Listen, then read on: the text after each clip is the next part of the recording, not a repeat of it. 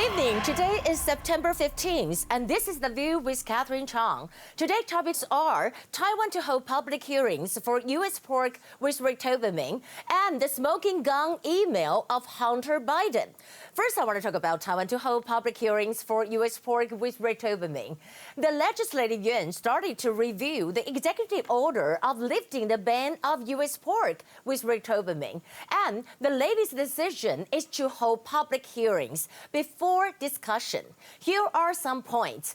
A. Today, in the Legislative Yuan, CCC head Chen Shizhong and the Minister of the Council of Agriculture, Chen Jizhong, answered the interpellations. KMT Chairman Jiang Qichen, who is also a legislator, criticized Chen Shizhong and asked him to step down. And Chen Shizhong said that, I absolutely face my consciousness. And we can see that this is what we said. This is Chen Shizhong. And over here is what we see. This is Jiang Qichen. And actually, we can say that, Ah Zhong just talked to Jiang Qichen and hope that you don't oppose just for opposition. Except for that, we know that actually the Minister of the Council of Agriculture, Chen Jizhong, was blocked by the KMT legislators yesterday. And the final conclusion was open a public hearing first and then review it later. B, some people might be worried that the opening of the public hearings could delay the enactment of the U.S. pork importation on January 1st next year. However, I don't think so. Why? Because there are more than 2 months till the end of the year. Based on past experience, the public hearing was only for discussion, and the final decision will be decided by the Legislative Yuan, and the ruling party, DPP, has around 62 seats, but the KMT only has 38 seats. So I think the executive order of importation of the U.S. pork with Rectovaming will be passed in time. C. As I said before, lifting the ban on the U.S. pork has become a political issue, and this is related to China and the KMT. Once Taiwan imported U.S. pork with Rectovaming, Taiwan and the U.S. can start to talk about BTA, and Taiwan-U.S. economic ties will become closer. It is the last thing that China wants it to happen.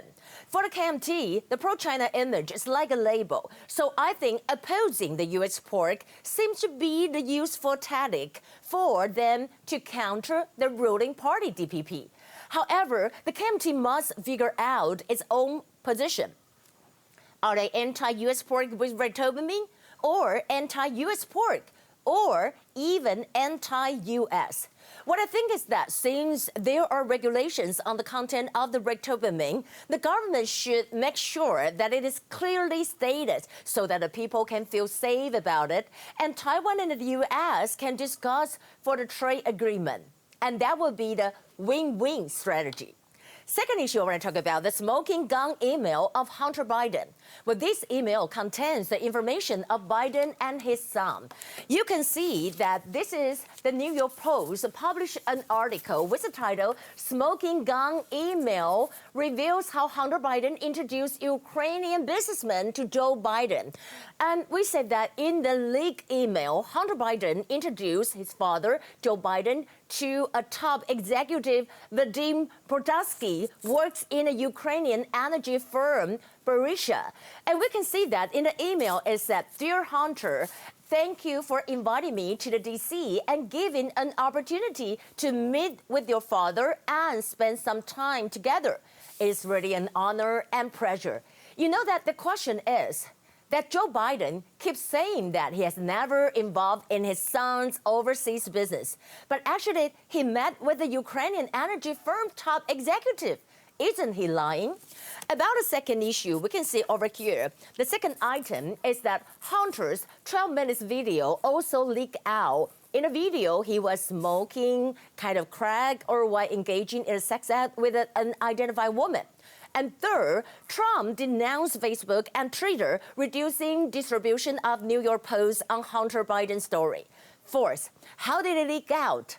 According to the shop owner, the customer brought in the water-damaged MacBook Pro for repair and never paid for the service or retrieve it. The laptop bore a sticker from the Biden Foundation. And the shop owner made a copy of the hard drive and later gave it to the former New York mayor, Rudy Giuliani. Then he exported the news to the New York Post. I think this scandal will bring the dramatic development to the U.S. presidential election. It's just like, Hillary, when she had the email controversy 4 years ago. Here are the top stories. Today, we have one confirmed case. It is an imported case. A Filipino male in his 30s came to Taiwan for work. First, I want to talk about more than 50% of Americans are willing to defend Taiwan. U.S. think tank Center for Strategic and International Studies released a report today with the title, Mapping the Future of U.S.-China Policy. It said most Americans are prepared to take considerable risk to defend Taiwan. Also, Reuters say that China found a new way to suppress Taiwan. Reuters published an article today with the title, China uses new tactic in campaign against Taiwan with spy accusation. It said that China pressures against Taiwan with a series of spying allegations and confessions aired on state television, denounced on the Democratic island as entrapment and another reason for people to fear visiting China. Today, Trump administration targets Hong Kong Chief Executive Carrie Lam. I think it is a way for Trump to counterback China. The U.S. Department of State issued a statement release of the Hong Kong Autonomy Act report and pointed out that they want to sanction on 10 Hong Kong and China officials by freezing their properties. And it said, this year, the report includes 10 PRC and Hong Kong officials whose actions have undermined freedom of assembly, speech, press, or the rule of law. And the list includes Hong Kong Chief Executive Carrie Lam and Commissioner of Police of the Hong Kong Police Force, Chris Tan, Deng Bingqiang. To follow up the whole thing, according to the U.S. media CNBC, the U.S. State Department issued a sanction warning to banks over Hong Kong's crackdown. And it also said if they fail to obey the sanction order within 60 days, the U.S. could identify, we're talking about the financial institutions that conduct significant transactions with the Chinese and Hong Kong officials.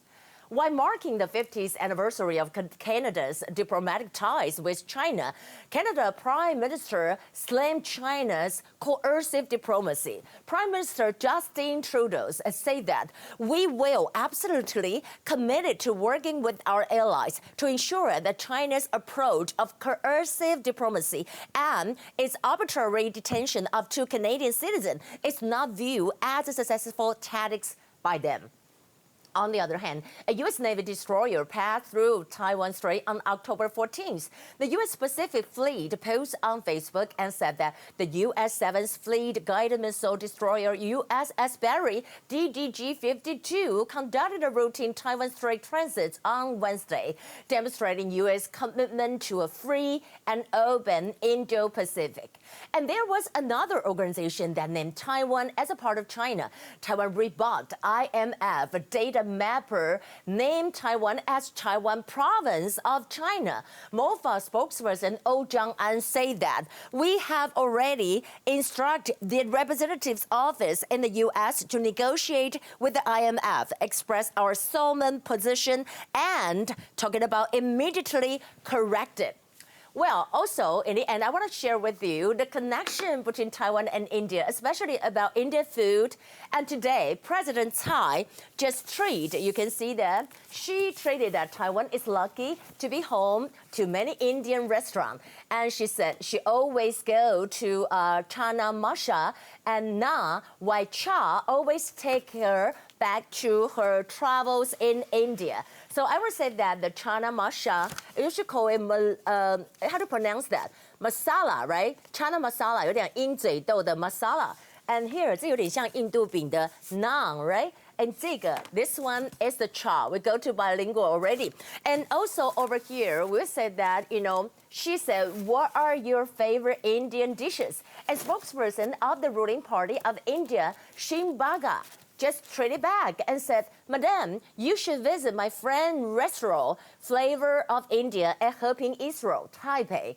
You know, he said, it is the first Indian vegan restaurant in Taiwan. Well, it sounds so delicious. I'm kind of watering my mouth right now. So, well, definitely I'm going to try that. That will be the view for today. This is Catherine, and I'll see you tomorrow.